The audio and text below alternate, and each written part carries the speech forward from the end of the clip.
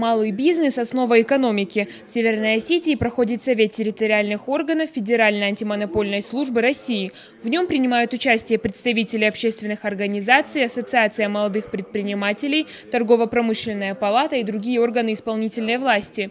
На заседании обсудили методы активного содействия молодым предпринимателям и оценили возможности антимонопольных органов в оказании поддержки малому бизнесу. По мнению представителей исполнительной власти Северной Осетии, в республике малый бизнес развит недостаточно и требует дополнительного внимания. Необходимо улучшить систему взаимодействия антимонопольных служб и институтов по поддержке предпринимательства. Выделили множество вариантов взаимодействия. Например, техническое присоединение к инженерным сетям на рынке услуг или поставки энергетических ресурсов на рынке договоров.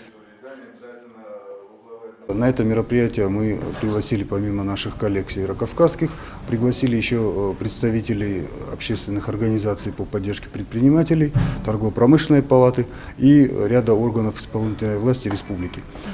Мероприятие направлено на усиление и улучшение взаимодействия антимонопольных органов и институтов по поддержке предпринимательства, поскольку во всем мире малый бизнес – это основа экономики, у нас же это составляет совсем небольшую часть этой экономики, поэтому мы направлены на то, чтобы задействовать и активнее более задействовать возможности антимонопольных